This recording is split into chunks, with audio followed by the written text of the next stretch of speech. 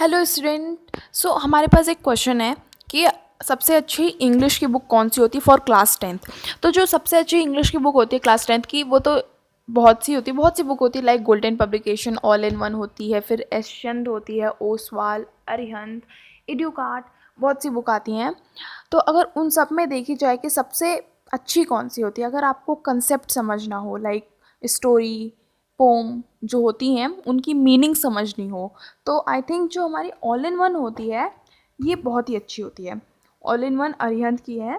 तो इसमें क्या है कि इसमें जो कंसेप्ट रहते हैं वो क्लियर रहेंगे, लाइक इसमें सारे टाइप के क्वेश्चंस पाए जाएंगे, और इसके बाद इसमें बोर्ड एनसीईआरटी, मतलब इसमें बहुत टाइप से क्वेश्चंस रहते हैं, सिंपल क्वेश्चंस रहते हैं, विदाउट आंसर क्वेश्चन भी रहते हैं कि आंसर नहीं रहेंगे, सिर्फ क्वेश्चंस लिखे रहेंगे, वो आप खुद से सॉल्व करो कि देखो आप कितना आता। और फिर इसमें सारे क्वेश्चन आंसर के साथ भी रहते हैं।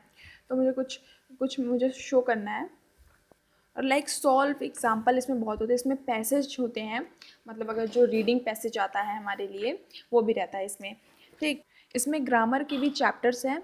तो ग्रामर, लिटरेचर, सप्लीमेंट्री जो मूवमेंट की चलती है, ग्रामर, लिटरेचर, ये तीनों एक ही बुक में है। तो आई थिंक ये बेस्ट है हमारे लिए, एक ही बुक में सारी चीज़ें हमें मिल रही हैं। साथ ही साथ यहाँ हम देख सकते हैं जो हमारा पहला चैप्टर लेटर टू गॉड है। अब देखो इसमें समरी पूरी है चैप्टर की समरी है। इसके बाद इधर चैप्टर का ओवरव्यू दे दिया है, क्योंकि कभी कभी क्वेश्चन अगर आ गया लाइक चैप्टर का कंक्लूजन क्या है, पूरा चैप्टर क्या है, चैप्टर किसके बारे में है, तो वो इसमें से लिख सकते हो बहुत ही ईजी वे में। फिर देखो इधर जितने बुक में वर्ड मीनिंग नहीं है उससे ज़्यादा वर्ड मीनिंग यहाँ दी गई है।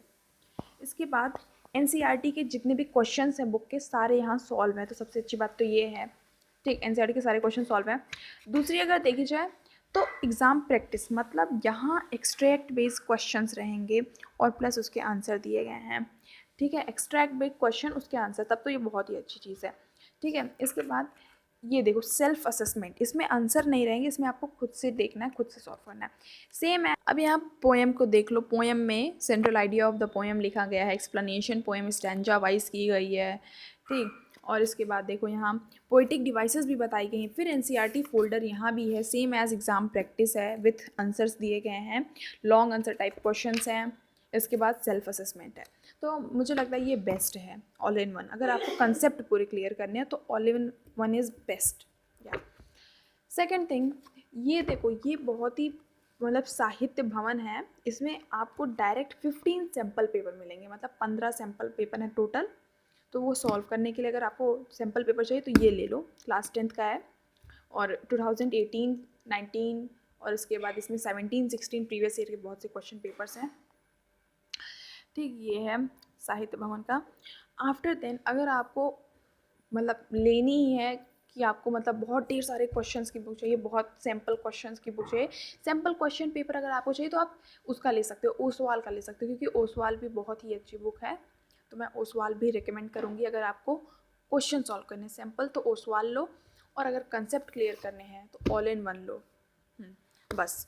और मैं आपको साइंस के बारे में भी आपको बताऊंगी कौन सी बुक परफेक्ट होती है, क्योंकि मैं खुद पढ़ रही हूँ इन सारी बुक को।